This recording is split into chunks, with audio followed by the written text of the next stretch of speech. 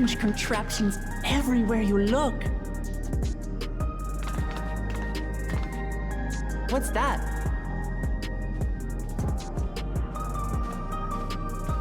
An infusion station. It dispenses souls in exchange for credits. Through hard work, citizens can obtain the peace of mind provided by spare souls. It's the way of life for Alexandrians and has been for quite some time. But I imagine it must be difficult for outsiders to comprehend. That's putting it lightly. To be honest, it sounds disturbing.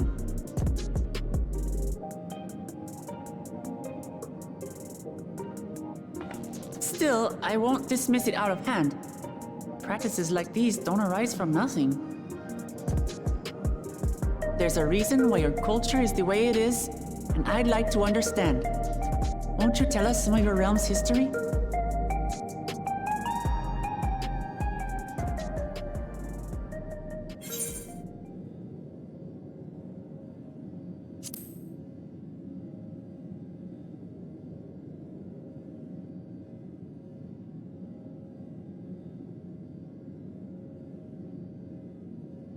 Very well. Be warned, though, that it may take a while.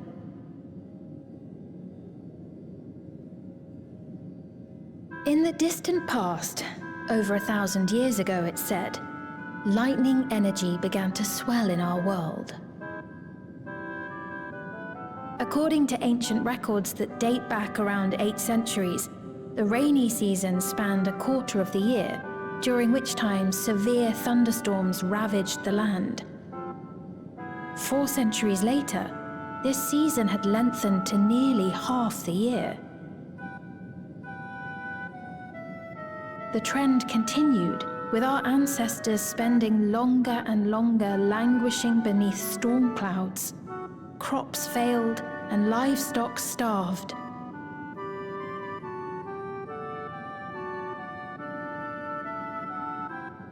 But amidst this growing desperation, a miraculous material was discovered that promised salvation: electrope.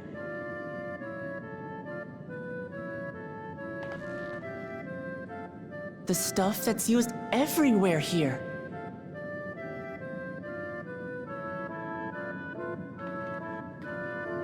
Indeed. One day, when out inspecting a forest after lightning had caused a fire, a villager came upon a curious black ore none had seen before. Testing revealed that the ore possessed a singular property. It could store lightning and convert it to other energies.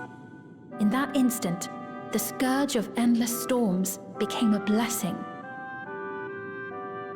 Dubbed electrope, the ore found use in myriad inventions and dramatically improved people's lives. So much so, in fact, that all nations soon became dependent upon it, despite the difficulty of obtaining it in quantity. Supply was chronically scarce, and when nations couldn't meet their needs with their own deposits, some resorted to taking electrope from others. Fighting was isolated and sporadic, until electrope came to be used in warfare. First in the weaponry of invaders, then in the countermeasures of defenders, and then in every aspect of combat where an advantage might be had. This served only to exacerbate the ore shortage, leading to further escalation. Before long, the entire world was engulfed in a terrible war known as the Storm Surge.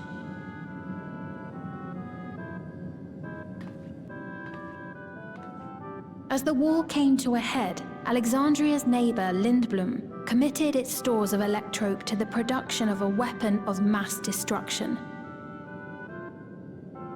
They deployed it on the front lines and triggered a calamity of frightful magnitude. Not even their own scientists had anticipated the force of the lightning that was unleashed. The energy inundated the entire continent, laying it to waste.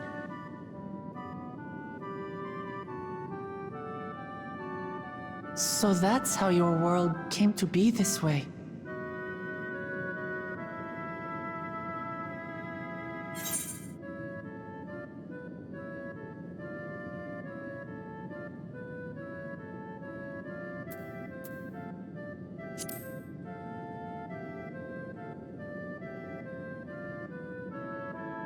You truly know a great many things that I don't.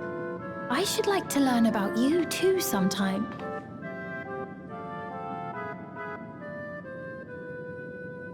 But to continue the tale, the people of Alexandria had already lost much to the war. They lost almost everything else to the Levin.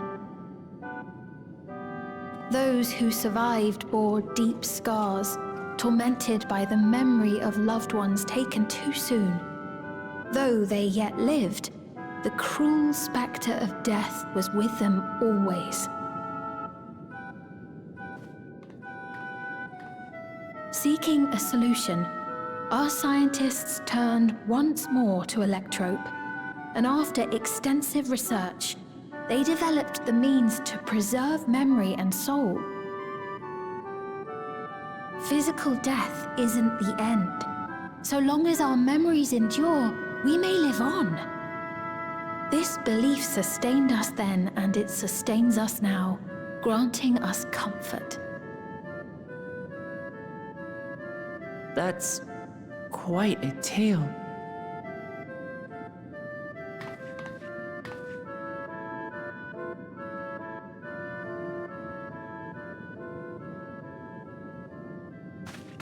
Your Majesty, help me! I beg you, help me! What's the matter? I've got no souls left. Not a single one! But the lot at Soul Supply refused to give me any! Please, you must do something! My apologies, Your Majesty. This man, he does no work. Instead, he drinks his days away on Trueview. He has only himself to blame if he has no credits for souls. That's not true! I'm a fighter at the Arcadian. Or rather, I was. I haven't been allowed to fight because of the King's decree. It isn't my choice. I see. You're a brave warrior of the arena. I want to help you, I sincerely do. But I cannot give you preferential treatment. Then open up the Arcadian again, so I can fight! I'm sorry, but that's not my decision to make. The king requires feral souls for war. He doesn't wish for them to be expended on amusements. You're useless! A queen in naught but name!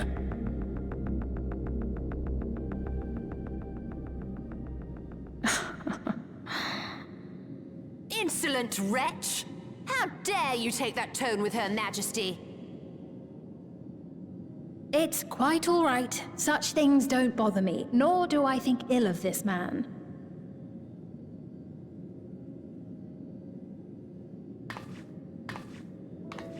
Hear me. Though I cannot grant you a soul, I mean it when I say I want you to live. I love all of you equally, dearly. You are as family to me, and it pains me to see you deny yourself hope. I want you to find a happiness all your own, even if you must grow it from the smallest seed of joy. Out there, somewhere, is a reason for you to smile again. We all need to vent our frustrations from time to time. I will always be willing to lend an ear. Yes, Mum. Of course. Even without a spare soul, I suppose I'm fine as long as I stay in Solution 9.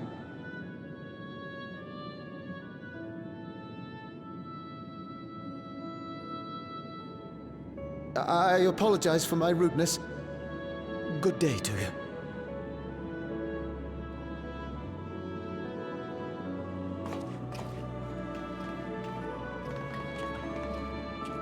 Keep your chin up, my friend.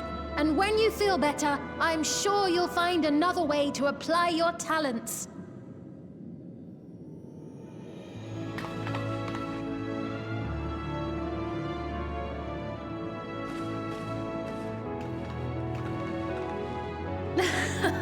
I'm sorry you had to see that. Let's keep moving, shall we?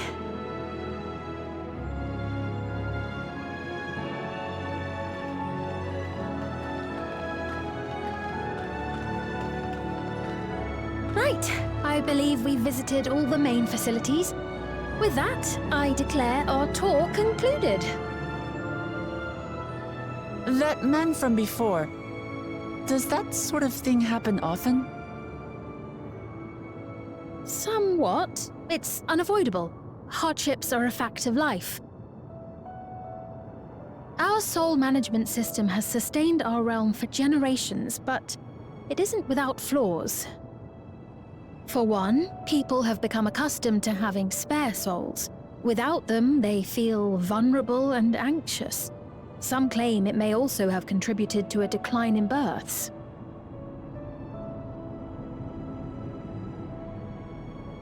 Just thinking out loud, but would it be possible to do away with the system?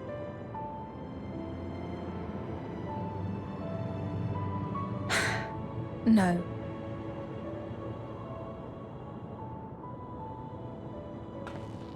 I know it isn't easy to change one's beliefs and way of life. The Mamulja had their reasons for their reliance on blessed siblings, much as you have yours for souls. But if we defeated Zorolja, you'd be able to make all the decisions, right? Then we could work together to fix things, restore your realm to where it belongs, and see where we can go from there.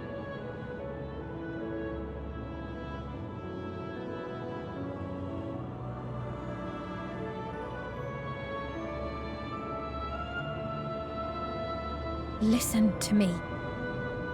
There's something that I need to tell you.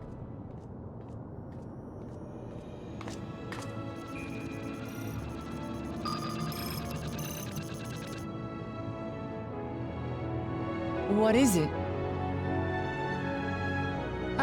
Actually, never mind. It's nothing of import. Well, it was lovely showing you around. Of course. Of course. Thanks so much for the tour. We've learned not only about your realm, but you as well. For now, our priority is Zorolja. But once we've dealt with him, perhaps I can return the favor and show you to Lihiolal. I'd like that very much.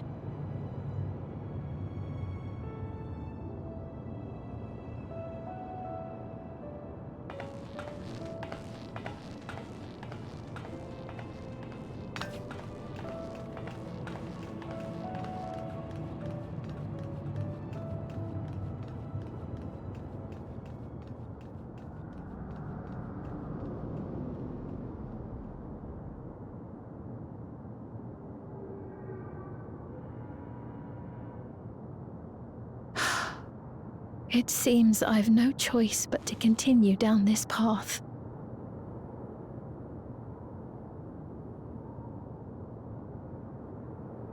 Forgive me, Vau Wuklamat, but I must disappoint you.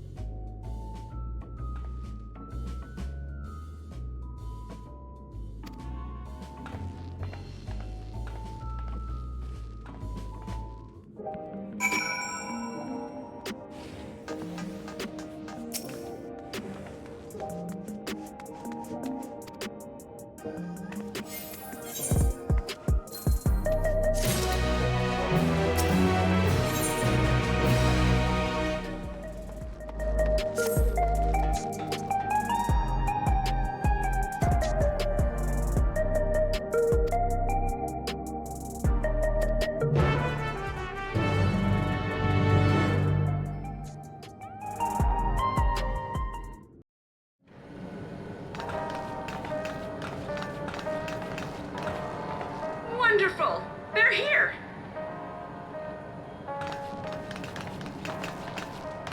We've only just arrived ourselves. Amazing!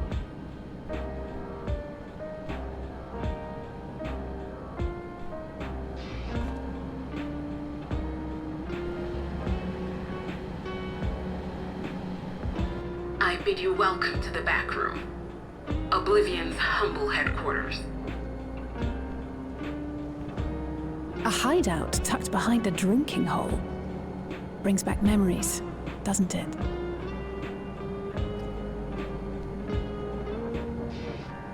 Our members here are mainly creators and adapters. That is, scientists and engineers who specialize in electro. They use their skills to provide support to our field operatives. Geralt, Shale, be so kind as to give our friends an overview of your duties.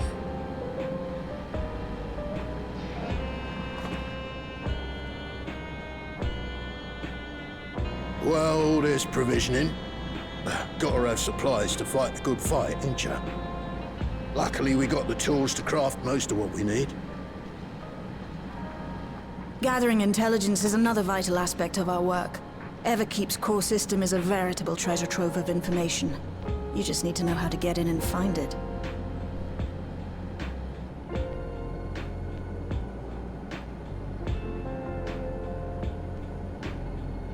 We also handle surveillance and communications, watching the enemy's movements and coordinating our own, that sort of thing.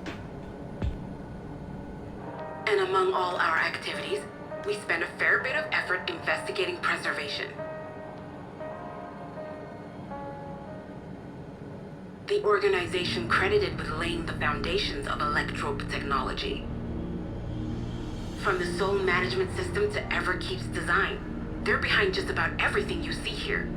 It'd be no exaggeration to say they made this realm what it is. But their magnum opus was without a doubt the power which was used to join Alexandria to Tural. Interdimensional fusion. Said power isn't unlike my summoning technique and the magic within Azam's crystal. Yet, though the effect is localized, to be able to fuse realities. Even with my knowledge, I struggle to conceive how it could be possible. Incidentally, the founders of our group, a husband and wife, were members of preservation at one point. That they opposed the fusing of worlds, and so defected in order to prevent it. While not entirely unexpected, given what we have seen, this is still quite the revelation. By the by, that's an interesting earring you have there. A novel way of carrying a data storage device. Oh, you didn't know? Well, as a precautionary measure against machine infiltration, we scan everyone as they enter. And when we scanned you, we detected a small quantity of electrope. Though it's been dressed up, that earring is a storage device and no mistake. Bought it from a shop here, did you? No, it isn't bought, but inherited.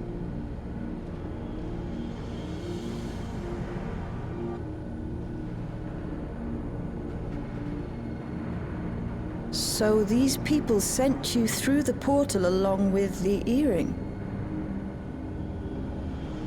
Do you know aught of them?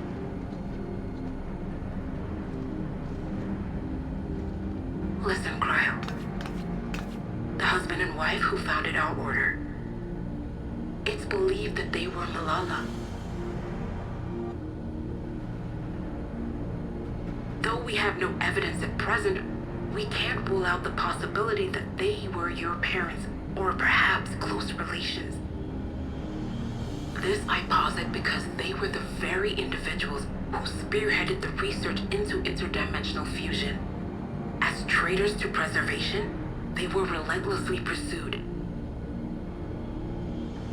If they had a child they feared they couldn't keep safe, entrusting her to the people of another world might have been their best option. My parents, the founders of Oblivion. Tell me everything you know about them, no matter how small or seemingly insignificant. Anything and everything. We don't even know their names, I'm afraid. In a bid to elude preservation's agents, we suspect they erased all trace of themselves.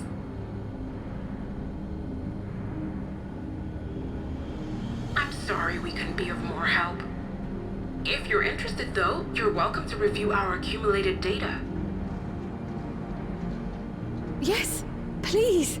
As an individual and member of my order both, I wish to learn as much as possible. I should also like to peruse the data. Where the joining of realities is concerned, I may well be of service. Of course. Feel free to peruse to your heart's content. Thank you. If you like, I can examine your earring. I have to say, the prospect that it belonged to our founders has me itching to take a look.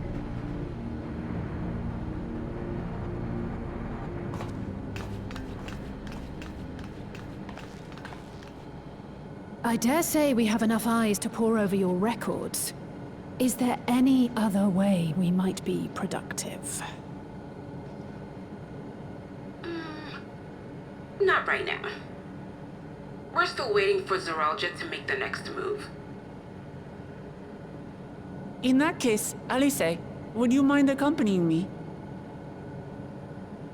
Gladly.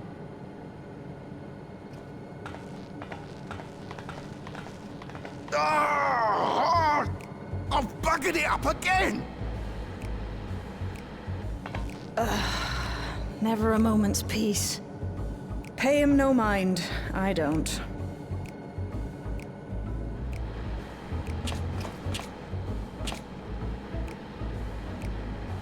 Oi! You two there! One of you give me a hand, would you? Don't matter who. I just remembered I have matters to discuss with Shale.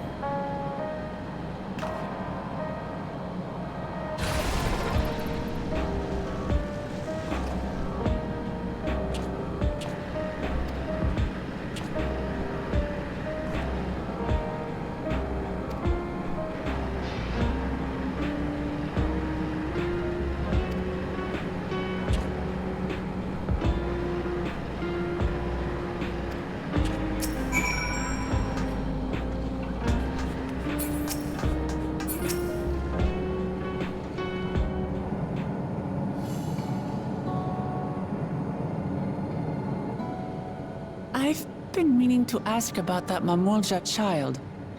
Could he be... Yes. In all likelihood, he's Zoralja's son. So you think so too?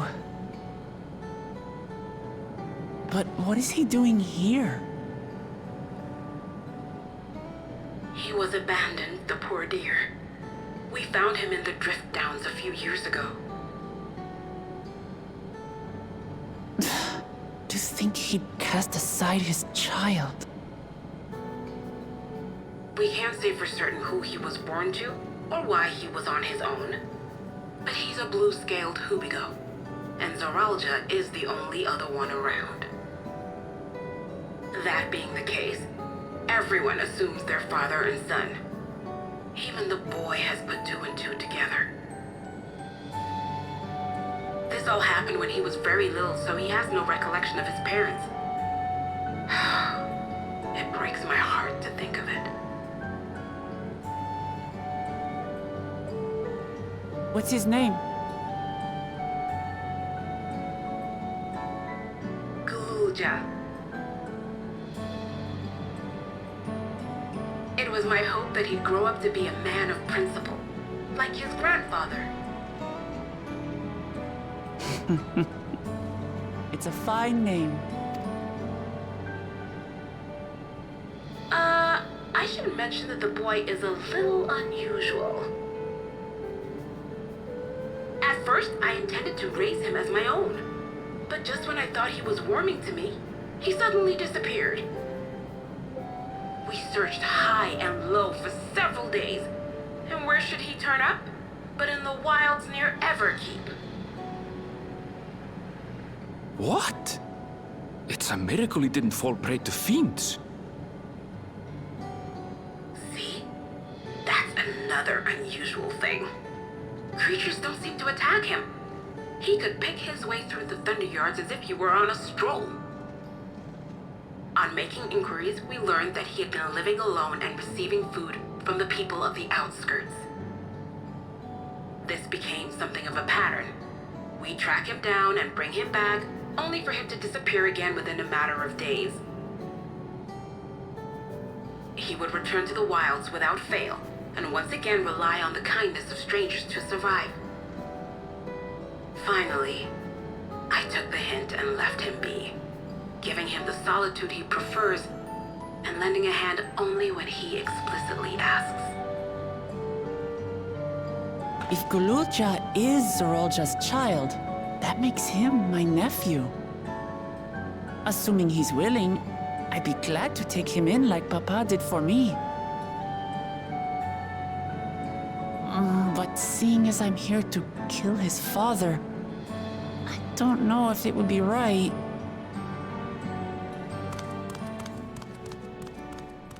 Who was that?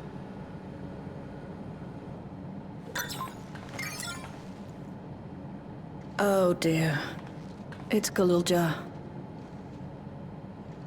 Don't tell me he heard everything. This is my fault. I asked that he be kept away, but I should have taken more precautions. I'm going after him. I need to explain. Wait, Lamachi. I understand your haste, but it'd be best to coordinate a search. Kakiwa, do you have any idea where he might go? There's no telling, I'm afraid. He could as easily be outside the tower as here in Solution 9. If those who can fight would search below, my mother and I will scour the district. Sounds like a plan. Let's get to it.